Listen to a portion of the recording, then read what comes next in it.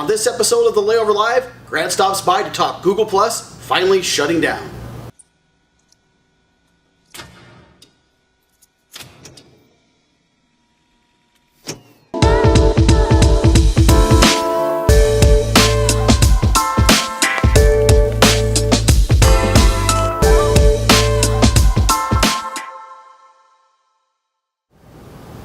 Hello everyone and welcome to episode 47 of the Layover Live, where we bring you the top article from the Layover each week. I'm Jason Swick, VP of Digital Marketing. I'm joined by Strategic Analyst Grant Stoltz. So Grant, thanks for stopping by. Absolutely. Great. And not good news today, some bad news. Yeah. I guess depending on where you're looking at it from, right? That's true. That's very true. Google is finally shutting down or sunsetting Google Plus, which, after 7 years may or may not be a big deal for marketers. I know you're going to talk a little bit about that today. Yeah. But really, let's get into this right out of the gate and talk about this article from Search Engine Land, which talks about this announcement, talks about Google finally putting this to bed, especially with some of the data privacy issues and things that have happened as of late, some of the breaches on that side.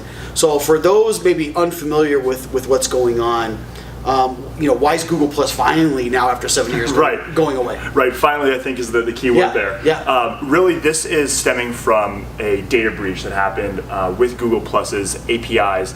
Similar to Facebook, that Google essentially discovered that some of the people who they had given API access to were misusing the API, and actually they had exposed over 500,000 users' data to those who are actually consuming the API. Yep. So they, I think, wanted to kind of put that to rest. That they said, hey, let's kind of end it there, despite any of the wins that they might have had with Google Plus. But kind of like you said before, kind of a lot of losses, I think, as well during that time as well. So. Yeah. So it's So now marketers again, right, misusing data, shouldn't be doing that.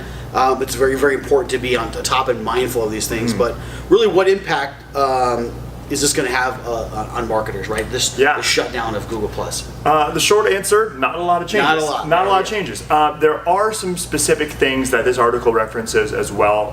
That Google Plus was sort of a boon to search engine optimization. Ways to get content in front of the search engine, have it appear in the knowledge graph a little more commonly. So some of those items will no longer be applicable as they will be sunsetting Google Plus. I think officially August of next year it'll be fully gone. Yep. So you can expect to see the Google Plus One buttons disappearing over time from websites.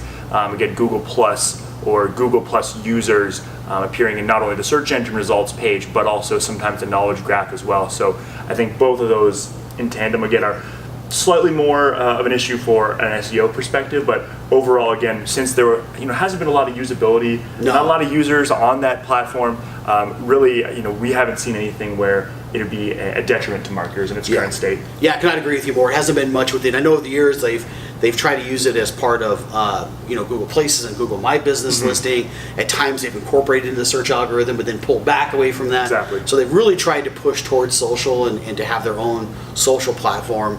But regardless of this, it really has to do more with data privacy, right? And what's happening around data privacy. There's a ton of articles out there now. It seems like a daily occurrence where we're having some issue with data and privacy, and there's a lot of controversy around this. So maybe talk about, in closing, how does this situation affect the current debates around some of these data privacy topics? Yeah, absolutely. I mean, this is, again, something we've seen continuously, whether going to be accidental, malicious, what have you. Sure. Again, very similar to Facebook, as I mentioned, where, again, they're giving access, and then the ways in which they administered access or the way in which that people could use that data wasn't being monitored properly, so, again, exposing users' information.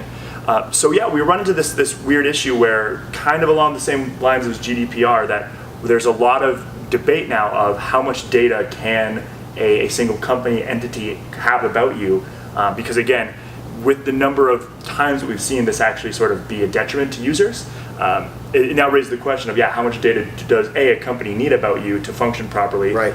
Along in the vein of GDPR, but then also on top of that, how are they handling that data properly and securely?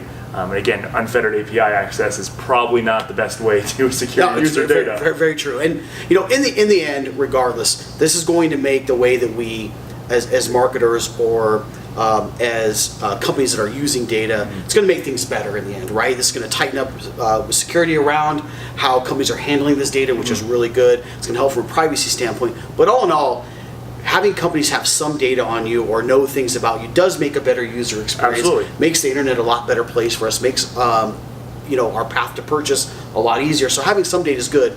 The key here is how these companies are handling this data, and I think some of these things coming about now starts to shed some light on some of the poor ways that this data was managed along the way. So, Absolutely. Grant, thanks for stopping by.